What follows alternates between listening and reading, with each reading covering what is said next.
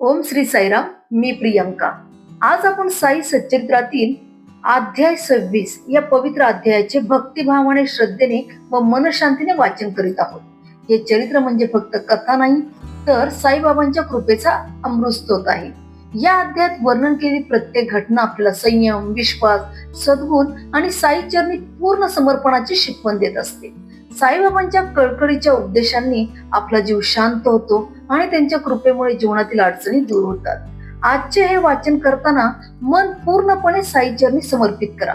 श्वासागणिक श्रद्धा आणि सबुरी अनुभवत राहा. साईनाथ तुमच्या सर्व मनोकामना पूर्ण करो आणि त्यांच्या कृपा दृष्टीने तुमच्या जीवनात प्रकाश, शांती आणि आनंद नांदो. अध्याय 26. अपस्मार आत्महत्या निवारण तथा निजगुरुपद स्थिरीकरण.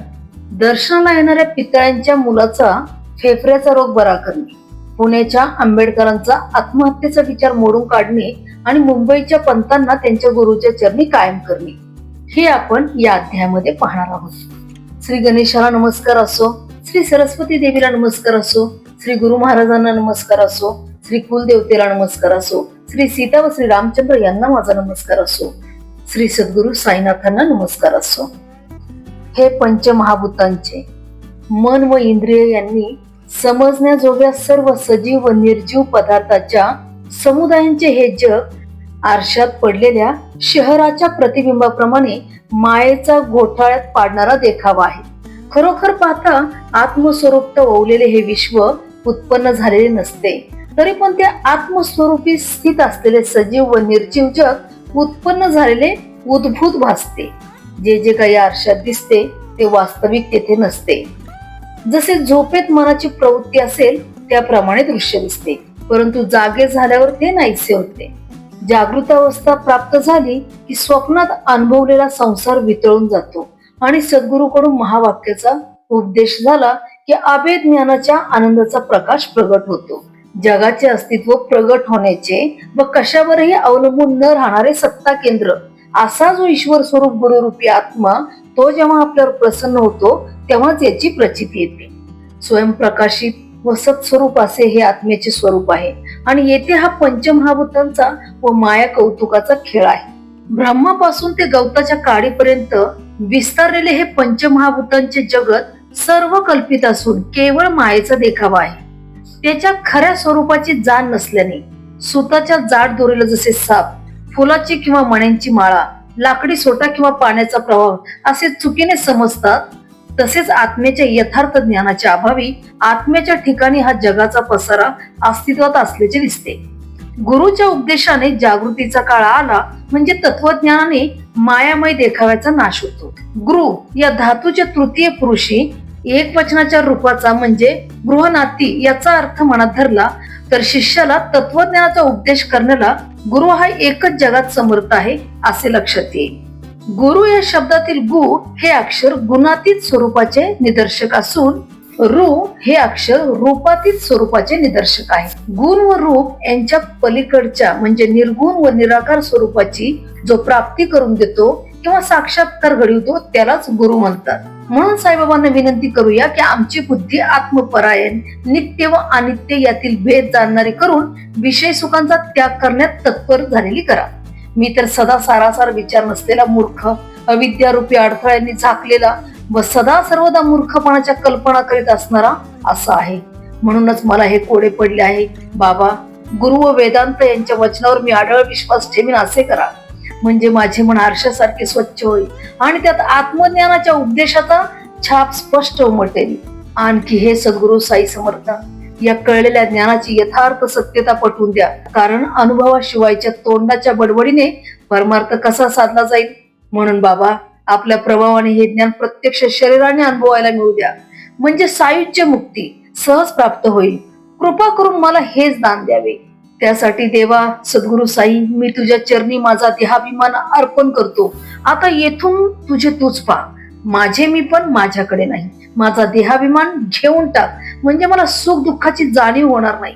तुझ्या इच्छेप्रमाणे कळसूत्र चालवून माझ्या मनाला बांध घाल, अथवा माझे जे मी पण ते तू स्वतःच होऊन सुख दुःखांचे भोगणे तूच घे. मला त्याची काळजी नको. हे पूर्ण कामा साईनाथा, तुझा जे जेकार असो. तुझ्या ठिकाणी माझी भक्ती जडो.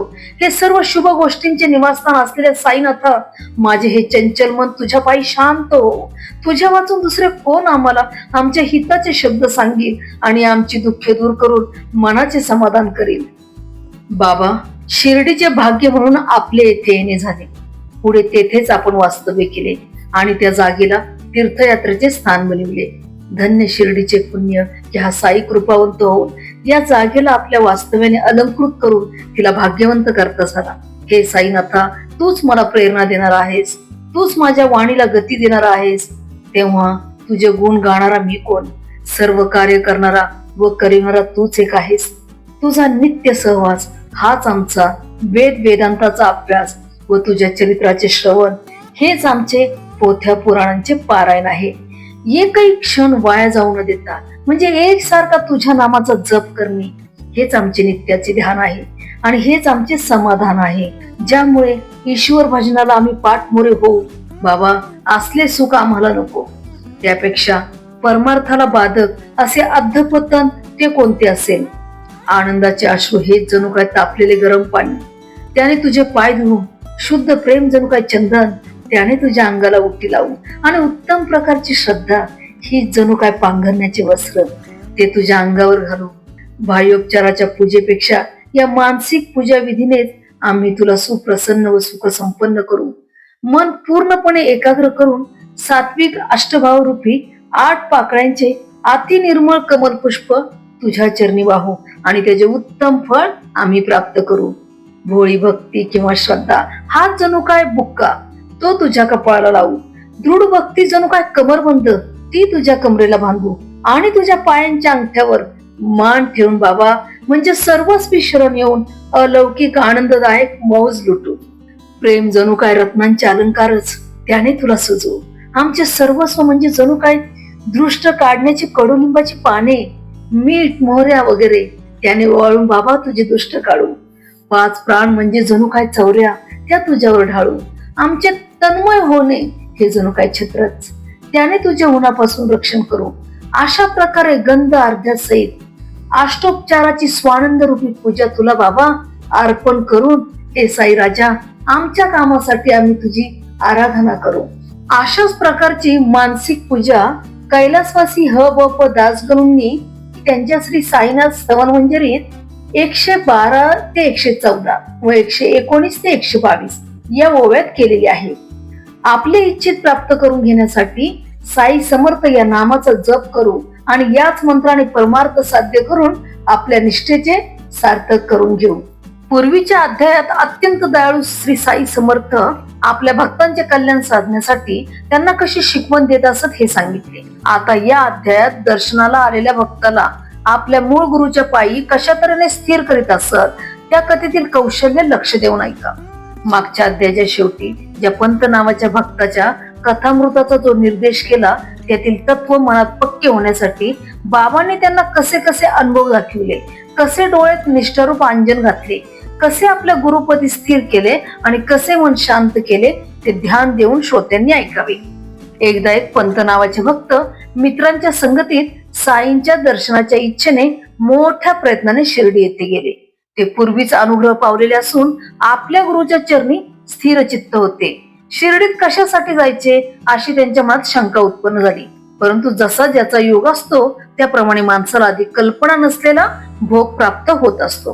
पंतांना साई दर्शनाची संधी चालून आली आणि ती हटकून सुखकारक ठरली. आपण एक योजना आखतो पण ईश्वराच्या मनात दुसरेच काही असते. अदृश्य पुढे काही चालत नसते. कसे ते स्वस्त चित्ताने ऐका.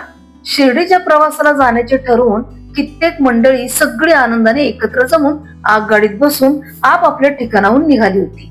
ही मंडळी जेव्हा गाडीत चढली तेव्हा तेथे अकल्पितपणे हे पंतही बसलेले होते. बोलता बोलता पंतांना त्या मंडळीचा शिर्डीला जाण्याचा भेद कळला. त्या मंडळीत पंतांचे काही स्नेही व विहिनी व्याही होते. पंतांच्या मनात मुळीच नसताना ओढून ताडून त्या मंडळींच्या शिर्डीला जाण्याच्या आग्रहात ते सापडले. आधी पंतांचा जेथे जाण्याचा विचार होता त्या ठिकाणापर्यंतचे तिकीटही त्यांनी काढलेले होते. परंतु पुढे तो विचार त्यांनी बदलला. ते विरार स्टेशनवर उतरले आणि मंडळी मुंबईला पुढे गेली. मग पंत देखील खर्चासाठी उसने पैसे घेऊन मुंबईला गेले. मित्रांचे मन मोडवत नव्हते. आपल्या गुरुची संमती घेतली आणि मग ते सर्व मिळून आनंदाने शिर्डीला येऊन पोहोचले. सकाळी 11च्या सुमारास ते सगळे मशिदीत गेले आणि बाबांच्या पूजेसाठी भक्तांची गर्दी पाहून त्यांना उल्हास वाटला आणि बाबांचे रूप पाहून ते आनंदित झाले. इतक्यात पंतांना चक्कर येऊन ते बेशुद्ध होऊन पडले. त्यांच्या जीवाला अशक्तता आली आणि शरीर अगदी हालचाल शून्य झाले. ते पाहून सोबत आलेल्या मंडळींना काळजी वाटली आणि त्यांचे मन अगदी अस्वस्थ झाले. परंतु साईबाबांच्या कृपा दृष्टीने व त्या मंडळींच्या मोठ्या मदतीने मस्तकावर पाणी छाटल्यावर पंतांची बेशुद्धता समूळ नष्ट झाली. ते शुद्धीवर आले आणि खडबडून उठून बसले. जणू काय झोपेतून आत्ताच उठून बसले. साईबाबा पूर्ण अंतर्ज्ञानी होते. पंतांनी आधीच गुरुचे शिष्यत्व पत्करलेले आहे हे त्यांनी जाणले होते. म्हणून त्यांना आश्वासन देऊन बाबांनी त्यांना त्यांच्या गुरुच्याच पायी कायम केले. बाबा म्हणाले, प्रसंग काहीही येवो, आपना तकिया छोडना नाही, सदा सर्वदा आपल्या स्थानाला चिकटून राहावे आणि एकनिष्ठपणे सर्व गुरूंची ऐक्यता लक्षात ठेवावी. पंतांना ती खून पटली. आपल्या गुरुची आठवण झाली आणि साईबाबांच्या कनवाळूपणाची आठवण जन्मभर राहिली. तसेच एक मुंबईचे हरिश्चंद्र पितळे नावाचे गृहस्थ, त्यांचा मुलगा फेफड्याच्या दुखण्याने पिडलेला असल्याने फार त्रासून गेलेले होते. देशी विदेशी डॉक्टर झाले पण काही एक उपाय चालला नाही. सर्वांचे प्रयत्न हरलेले पाहून शेवटी साधू संत राहिले. सन 1910 साली दासगणूंची कीर्तने सुरू झाली आणि श्री साईनाथांची कीर्ती पसरून शिर्डीची यात्रा वाढली. शिर्डी कोठले कानाकोपऱ्यातील गाव, परंतु मोठ्या भाग्याचे होते. ते आता पंढरपूर झाले आणि यात्रा अपार लोटू लागली. साईबाबा केवळ दर्शनानेच किंवा नुसत्या हाताच्या स्पर्शाने किंवा फक्त कृपेने पाहून रोग घालवतात असे अनेकांना अनुभव आले. त्यांना अनन्यपणे शरण गेले म्हणजे भक्तांचे कल्याण होत असते. सगळ्यांच्या मनातील इच्छा जाणून बाबा त्या सर्व पुरवीत असतात. उदी लावल्याने भूत पिशाचे पळून जातात. आशीर्वादाने रोग नाहीसे होतात आणि कृपादृष्टीने दुःखे जवळ येत नाहीत. हे ऐकून लोक शिर्डीला धाव धावून जातात. असा साईबाबांचा महिमा दासगणूंच्या ग्रंथातून, कथा कीर्तनातून व कर्णोपकरणी ऐकून पितळे यांना त्यांच्या दर्शनाची उत्सुकता झाली. सर्व मुले बाळे व भेट म्हणून नाना प्रकारची फळे बरोबर घेऊन ते आपल्या पूर्व पुण्याच्या योगाने बाबांच्या दर्शनाला शिर्डीस येऊन पोहोचले. तेथे मुलाला बाबांच्या पायावर घातले आणि स्वतःही बाबांपुढे लोटांगण घातले. तोच एक अगदी वेगळाच प्रकार घडला आणि पितळे मनात अत्यंत गडबडून गेले. साईबाबांची दृष्ट होताच मुलगा एकाएकी बेशुद्ध झाला आणि डोळे गरगर गरगर फिरून खाली पडला आणि ते माता पिता एकदम घाबरून गेले. तो मुलगा जमिनीवर बेशुद्ध पडला. तोंडाला खूप फेस आला आणि आई बापांना काळजी पडली की दैवभोगाला काय उपाय करावा. त्या मुलाचा श्वासोश्वास कोंडला गेला असे वाटले. तोंडातून सारखा फेस येत राहिला आणि सर्व शरीराला घाम सुटला आणि त्याची जिवंत राहण्याची आशाच खुंटली. असे झटके अनेक वेळा मुलाला पूर्वी येऊन गेले होते. एकही खेपेला इतका उशीर झाला नव्हता. हा झटका तर न भूतो न भविष्यती असा होता. याने तर मरण येते की काय अशी स्थिती आणली. बाळाची अशी अवस्था पाहून आईच्या डोळ्यातील अश्रू थांबत नव्हते. ती बाई मनात म्हणाली, आपण आलो कशाकरिता आणि हे काय झाले. उपाय शोधायला गेलो तर तो अपायच ठरला. साईबाबांचे पाय असे प्राणघातक का बरे व्हावेत. आमचा सर्व खटाटोप व्यर्थ गेला. चोराच्या भीतीने घरात शिरावे, तो घरच अंगावर कोसळावे. वाघ खाईल म्हणून गायीने जीवाच्या भीतीने पळून जावे, तो तिला वाटेत कसाही भेटावा. उन्हात तापलेल्या वाटसरूने झाडाच्या सावलीत विसावा घ्यावा, तो ते झाडच उपटून अंगावर पडावे. देवावर श्रद्धा ठेवून पूजेसाठी जावे, तो देऊळच अंगावर कोसळावे. असे हे झाले पहा. बाबा मग ते पितळे माता पित्यांना आश्वासन देत म्हणाले, थोडा मनात धीर धरा, त्याला नीट काळजीपूर्वक उचलून न्या, त्याची शुद्धी परत येईल. मुलाला आपल्या निवासस्थानी घेऊन जा. एक घडी भरली की त्यांच्या शरीरात प्राण येईल. आता उगीच घाई करू नका. पुढे त्यांनी तसे केले आणि बाबांचे बोल खरे झाले. कुटुंबासह पितळ्यांना आनंद झाला आणि त्यांच्या मनातल्या कुशंका पार विरघळून गेल्या. मग पितळे आपल्या पत्नीसह बाबांच्या दर्शनाला आले आणि अत्यंत नम्रपणे त्यांनी साष्टांग नमस्कार केला. आपला मुलगा उठलेला पाहून आभारपूर्वक मनात आनंदित होऊन ते बाबांचे पाय दाबीत बसले. मग बाबांनी त्यांना हसत हसत विचारले, आता तरी त्या शंका कुशंकाच्या लहरी शांत झाल्या का? जो विश्वास ठेवील आणि धीर धरील त्याचे श्रीहरी रक्षण करील. पितळे मूळचे श्रीमंत, चांगल्या कुळातले व लोकात प्रसिद्ध पावलेले होते. त्यांनी बाबांना फळपान अर्पण केले आणि जमलेल्या लोकांना मेवा मिठाई वाटली. त्यांचे कुटुंब फार सात्विक, प्रेमळ, श्रद्धाळू व भाविक होते. ते बाबांकडे टक लावून मशिदीत खांबाजवळ बसत असत. बाबांकडे पाहता पाहता त्यांचे डोळे अश्रूंनी भरून येत असत. असे सारखे होत असलेले व त्यांच्या प्रेमाची नवलाई पाहून बाबा सुद्धा आपले भान अगदी विसरत असत. जसे देव तसे संत, तेही भक्तांच्या अगदी ताब्यात असतात. त्यांना जे अनन्यपणे भजतात त्यांच्यावर ते कृपा करतात. असो, ती मंडळी जाण्यासाठी निघाली आणि मशिदीत दर्शनाला आली. बाबांची आज्ञा व उदी घेतली आणि निघण्याची तयारी केली. इतक्यात बाबांनी खिशातून 3 रुपये काढले आणि पितळ्यांना जवळ बोलावून काय म्हणाले ते ऐका. बापू, तुला मी पूर्वी 2 रुपये दिले होते, त्यात हे 3 ठेवून यांची पूजा करीत जा, तुझे कल्याण होईल. पितळ्यांनी हातात रुपये घेतले आणि बाबांचा प्रसाद म्हणून त्याचा आनंदाने स्वीकार केला. बाबांच्या पायावर त्यांनी लोटांगण घातले आणि म्हणाले, महाराज, माझ्यावर कृपा असू द्या. पितळे मनात विचार करू लागले, माझी तर शिर्डीला ही पहिलीच फेरी. मग बाबा हे काहीतरी काय म्हणतात ते मला निश्चित कळत नाही. बाबांना मी पूर्वी कधीच पाहिले नाही. मग हे पूर्वी 2 रुपये मला कसे दिले? त्यांच्या बोलण्याचा अर्थ स्पष्ट कसा होईल? पितळ्यांची ती जाणण्याची इच्छा वाढली, परंतु बाबांनी पत्ता लागू दिला नाही आणि ती अस्पष्टता तशीच राहिली. संत सहज जरी काही बोलले तरी त्यांचे ते शब्द खरे होत असतात याची जाणीव पितळ्यांच्या मनात होती, म्हणून ते विचारात पडले. परंतु पुढे ते जेव्हा मुंबईला आपल्या घरी परत गेले, तेथे एक म्हातारी होती जिने त्यांची ही जिज्ञासा पुरी केली.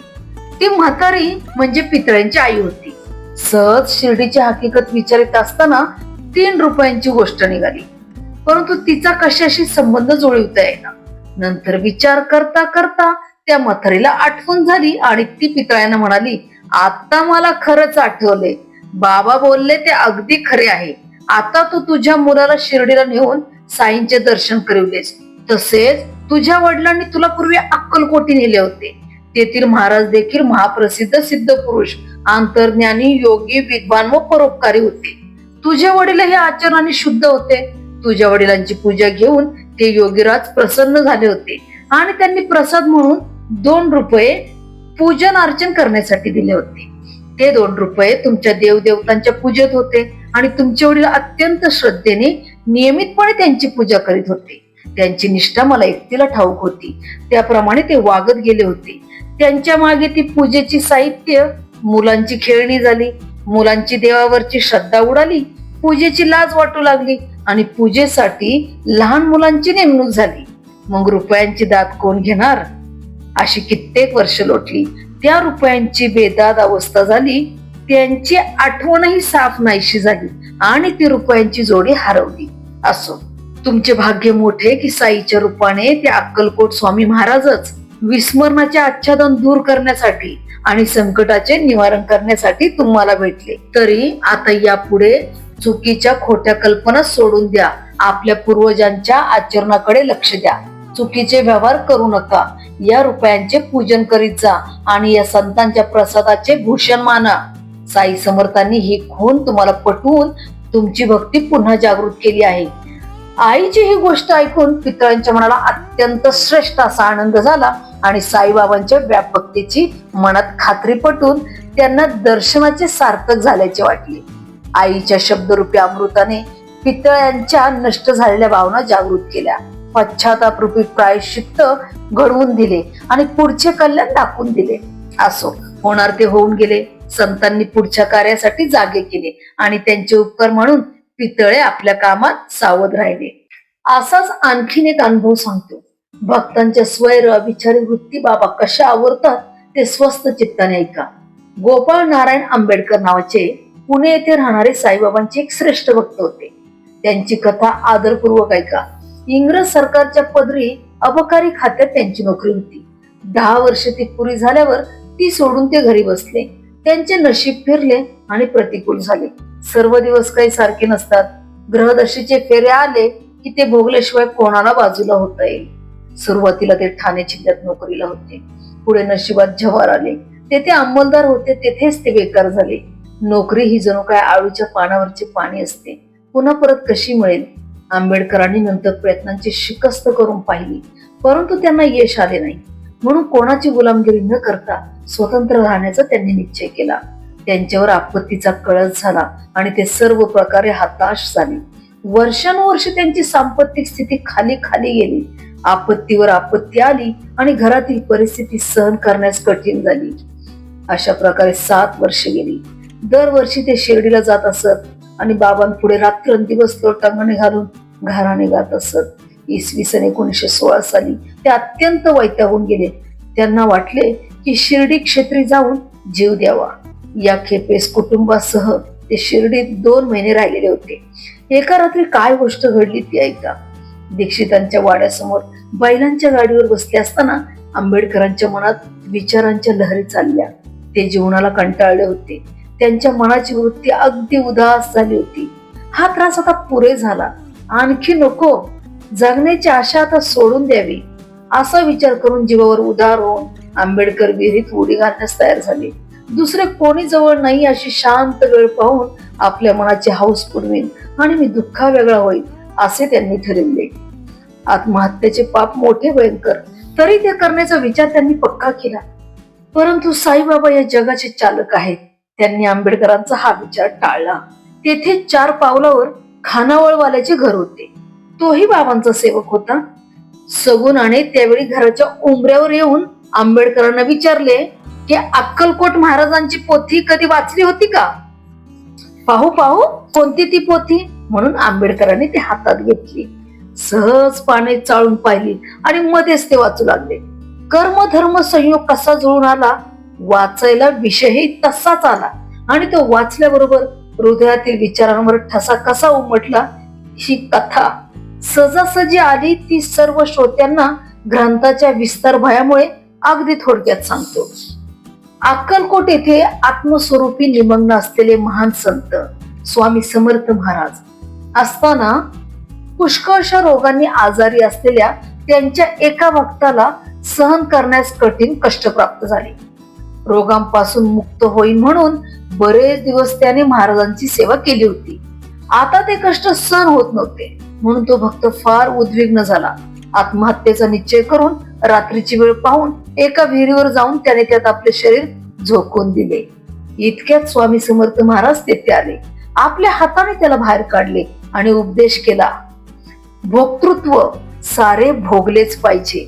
आपल्या पूर्वकर्माप्रमाणे व्याधी, कुष्ठ, क्लेश किंवा रोग यांचे भोगणे पूर्ण झाल्याशिवाय हत्यायोग अवलंबून सुटका कशी होईल? हा भोग अपुरा राहिला तर दुसरा जन्म घ्यावा लागेल. म्हणून तसेच कष्ट थोडे आणखी सहन कर. आत्महत्या करणारा होऊ नकोस. ही समयोचित कथा वाचून आंबेडकर मनात थक्क झाले आणि बाबांची व्यापकता पाहून आपल्या जागी एकदम स्वस्थ बसले. आंबेडकर मनात समजले की प्रारब्ध हे भोगलेच पाहिजे. असे बाबांनी योग्य वेळी सुचवले म्हणून भलते साहस मी केले नाही. हा दृष्टांत म्हणजे जणू काय आकाशवाणीच बोलली असे आंबेडकरांना वाटले आणि त्यांची साई चरणी आसक्ती जडली. खरोखरच साईबाबा असंभवनीय घटना घडवून आणतात. सगुणाच्या तोंडून हा साईचा इशारा या पोथीद्वारे मिळण्यास थोडासा का उशीर झाला असता तर जन्माचा मातेरा झाला असता. माझ्या प्राणाला मी मुकलो असतो. कुटुंबाचे भयंकर नुकसान केले असते. पत्नीवर अनर्थ ओढविला असता आणि स्वार्थ व परमार्थ दोन्ही घालून बसलो असतो. पोथीचे निमित्त करून बाबांनी सगुणाला प्रेरणा दिली आणि आत्महत्येपासून त्यांचे मन परत फिरवले. असा प्रकार घडला नसता तर आंबेडकर बिचारा फुकट जीवाला मुकला असता. परंतु जिथे साई सारखा तारणारा असेल तेथे मारणारा काय करू शकेल? या भक्तांच्या वडिलांची अक्कलकोट स्वामींची भक्ती होती. तीच मुलांनी पुढे चालवावी हा स्पष्ट बोध बाबांनी त्याला या अनुभव रूपाने करून दिला.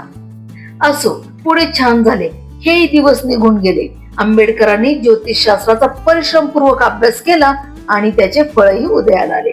साई कृपा प्रसाद गुरूंच्या चरणी प्रेम वाढले, आरोग्य, खुशाली व सौख्य झाले आणि संसारात विश्रांती व उत्कर्ष लाभून अत्यंत आनंद प्राप्त करते झाले. असे अगणित एकाहून एक बाबांचे मोठे चमत्कार सांगू जाता ग्रंथाचा विस्तार वाढेल, म्हणून नुसते त्यांचे सार सांगितले. हेमंतपंत साईबाबांना शरण आलेले आहे. पुढील अध्यायात श्याम्याला बाबांनी विष्णू सहस्रनामाचे दान कसे दिले याचे गोड वर्णन होईल. श्यामा नको नको म्हणत असताना त्याच्यावरच्या अनिवार प्रेमामुळे बाबा बळेच विष्णू सहस्रनाम त्याचे सुंदर महात्मे सांगून देतील. आता काळजीपूर्वक ती कथा ऐका.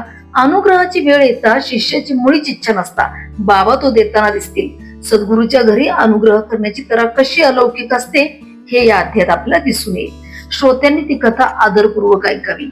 ही साई सर्व गुणांची खान आहे, कल्याणाचे कल्याण आहे. त्यांचे चरित्र पवित्र व पुण्यकारक आहे. सुदैवानेच ती ऐकायला मिळते. सर्वांचे कल्याण असो. अशा प्रकारे संत व सज्जन यांनी प्रेरणा केलेल्या भक्त हेमंतपंत यांनी रचलेल्या श्री साई समर्थ यांच्या सत्य चरित्राचा अपस्मार आत्महत्या निवारणम तथा निजगुरुपद स्थिरीकरण नावाचा 26वा अध्याय समाप्त झालेला आहे. श्रोता व वक्ता आपल्या दोघांची ही छोटीशी साई सेवा श्री सद्गुरु साईनाथांना अर्पण असो. सर्वत्र मंगल असो.